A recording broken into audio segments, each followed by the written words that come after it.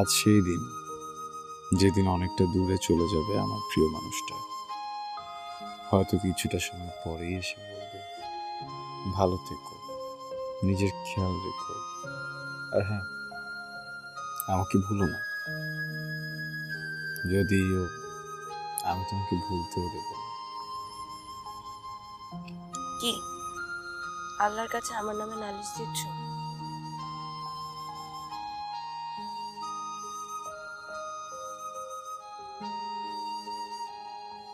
একটু দিচ্ছি নালিশ, মনের কষ্ট থেকে। মনের কষ্ট থাকলে তো আমার যাওয়ার শুরুটাই কষ্ট দিয়ে হবে। তোমার কি সেটা ভালো লাগবে? আমার কাজ বেড়ে যাবে তোমার মন ভালো করার।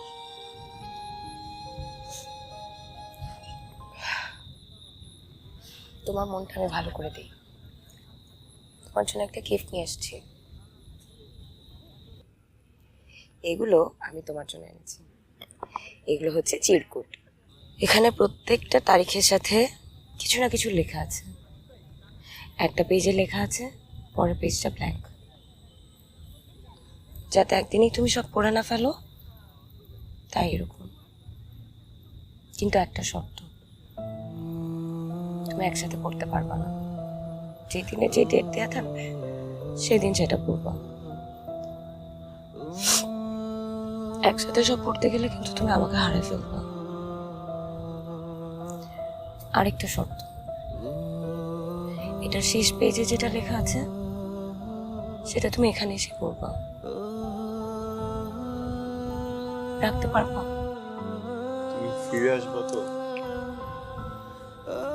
আমার নামের পাশে তোমার নাম লেখা থাকলে অবশ্যই ফিরে আসবো। আমি অপেক্ষা করবো।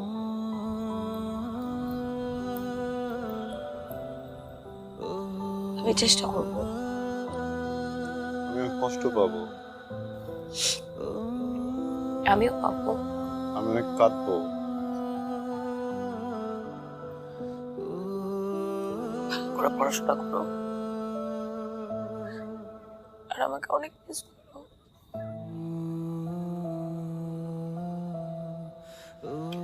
আমি চেষ্টা করবো এমন কিছু না করার যেটাতে তুমি কষ্ট পাও। কেউ যেন আমাকে বোঝে, কেউ যেন না কাঁদে। কাঁদলে কিন্তু আমিও আমিও কেঁদে দিব। আমি কাঁদবো না।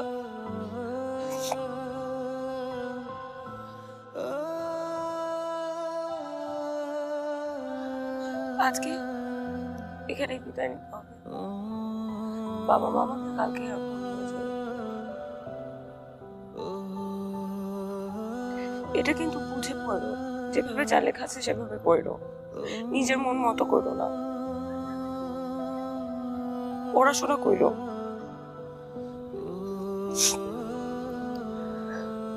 আমি যাই। আসো।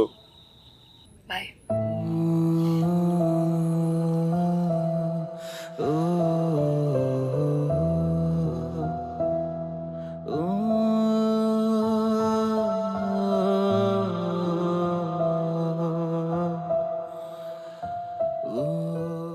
তোমাকে একটু হাক করতে পারি?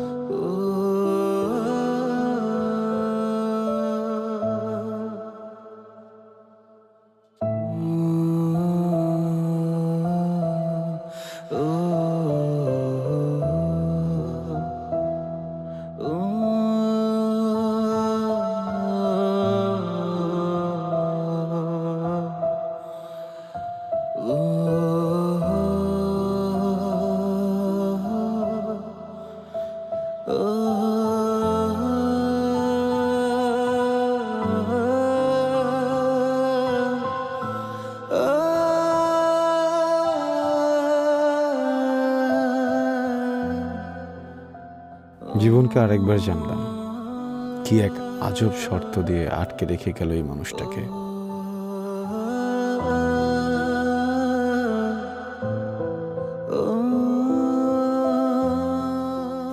আমি জানতাম তুমি অপেক্ষা করতে পারবে না। তুমি হয়তো আজকেই চিরকুট খুলে দেখা শুরু করবে। তাহলে পরের পৃষ্ঠা উল্টাও। বলো তো, আমাদের মধ্যে সবচেয়ে ফানি বিষয় কি ছিল?